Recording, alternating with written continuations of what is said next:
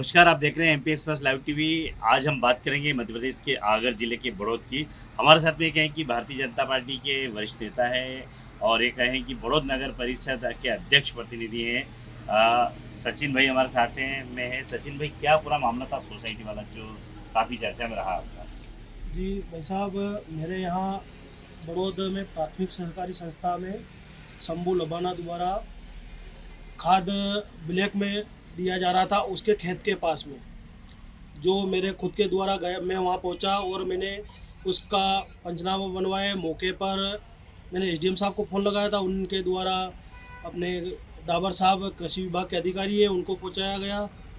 जो हमारे तहसीलदार महोदय आए, टीआई साहब महोदय आए और सभी ने वो जब्त करके थाने में ले जाया गया। उसके बाद उसके द्वारा वहाँ एक परमिट भी नहीं था, उसके मेरे पास वीडियो है। उसने फिर बाद में बोला, वो खुद वहाँ गया सोसाइटी में और फर्जी 21 परमिट बनाए उसने, जिस पे हस्ताक्षर अंगूठे के निशान भी अगर मिलाओगे तो आपको पूरा सबूत मिल जाएगा कि ये किसके द्वारा किए गए हैं। उसके मेरे पास साक्ष्य है पूरे के पूरे, वो भी मैं आपको दे दूँगा। उसके बाद मैंने सभी को अवगत भी कराया, फिर भी अभी तक उसके ऊपर एफआईआर नहीं हुई है। कितना खाद पकड़ा है? 620 बैग था उस काले में, तो लगभग आधा उसके द्वारा ब्लैक कर दिया गया। कौन सी कंपनी का था? यूरिया। मतलब सबसे बड़ी बात है कि 600 से अधिक बैग थे खाद के, और वो भी ये कहें कि पकड़ाने के बाद, यानी इनके जन सहयोग से और आम लोगों ने पकड़कर सरकार को सुपुर्द की। उसके बाद भी ऐसे भ्रष्टाचारी और ऐसे भ्रष्टाचारी को कौन बचा रहा है? अब ये तो पता चलेगा। मैंने कलेक्टर महोदय को भी पत्र लिखकर अवगत कराया और ये मामला पूरा छिपाया हुआ नहीं है। पूरी अगर कलेक्टर महोदय ने भी उनकी आईडी से डाला था, उसके बाद भी आज तक उसके ऊपर एफआईआर नहीं हुई है। कृषि विभाग के कोई अधिकारी आते नहीं आते हैं? वो डाबर साहब आए थे वहाँ उस दिन, तो अभी कोई नहीं आ रहा है। अभी तो कोई कार्रवाई नहीं? इसके ऊपर अभी तक उसको निलंबित कर दिया गया है, लेकिन उसके ऊपर एफआईआर नहीं हुई है। बड़ौद थाने में जानकारी ली आपने? बिल्कुल ली है। क्या बोला? उनका यही कहना है कि जांच चल रही है। सबसे बड़ा आरोप है कि जब इतना बड़ा मामला है, अब उसमें किस बात की जांच की जाए, वो चाहे बड़ौद का मामला की जाए, और अब थोड़ा पीछे जाना होगा कि राहुल आंजना, उसमें भी अभी तक जांच की जा रही है। आखिर पुलिस जांच के आड़ में कब तक इस चीज़ को लंबी करती रहती है? ये बताओ कि ऐसे इनके साथ में और कौन कौन लोग थे?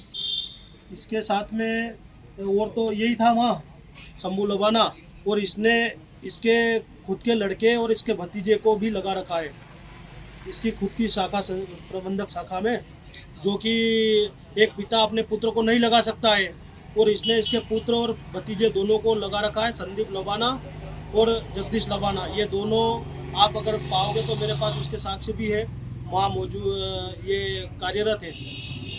और इस अगर इतना बड़ा मामला आया तो पहले भी सोसाइटी में अनियमितता हुई होगी? तो पहले भी बहुत सारी अनियमितता हुई, लेकिन क्या है कि उसके द्वारा इधर उधर दबा दिया जाता है मामला, और मेरे पास साक्ष्य नहीं थे। अब मैं भी किसान हूँ, मुझे भी पिछली बार इसने खाद नहीं दिया था, और लोगों का भाई मैं नगर परिषद अध्यक्ष प्रतिनिधि भी हूँ और ग्राम का वसूली पटेल का पुत्र भी हूँ। तो मुझे लोगों ने बताया, भाई आप किसान, बड़े किसान हो तो आप क्या कर सकते हो हमारे लिए। तो मुझे पता चला कि इसके द्वारा ब्लैक हो रहा था, तो मैं वहाँ गया और मैंने मौके पे सब कुछ आपको बता ही दिया है। विजय चौरसिया को बताया आपने? विजय चौरसिया जी को भी बता दिया। उनने क्या कहा? उनने यही निलंबित किया है, एक मुकेश जी डांगी के साइन है उस पर, उनके द्वारा निलंबित किया है, लेकिन एफआईआर अभी तक नहीं हुई है। आप क्या चाहते हो? मैं चाहता हूं कि इसकी स्पष्ट जांच, तो क्या भाई पूरा क्लियर है, मेरे पास पूरे साक्ष्य हैं, और इसकी उनकी जांच कराई जाए जिस परमिट पे इनने फर्जी हस्ताक्षर और अंगूठे के निशान लगाए हैं। तो इसको 420 और 468 के इसके ऊपर मामला दर्ज होना चाहिए। तो अभी तक इसके ऊपर एफआईआर नहीं हुई है। तो ये थे हमारे साथ में बड़ौद नगर पंचायत के अध्यक्ष प्रतिनिधि और वसूली पटेल सचिन भाई का बड़ा गंभीर आरोप है कि इतने बड़ी मात्रा में खाद भी जनता के जन सहयोग से पकड़कर अगर जो संबंधित संस्था के नुमाइंदे हैं उनके हाथ सुपुर्द भी दिया, उसके बाद भी ऐसे भ्रष्टाचारी को कौन बचा रहा है? ये भाजपा की जो सरकार है और जो जिला जो प्रशासन है उनके जो काम है उस पर कहीं ना कहीं सवाला निशान खड़े होते हैं। नमस्कार, आप देखते रहिए एमपीएस पर लाइव टीवी हिंदुस्तान।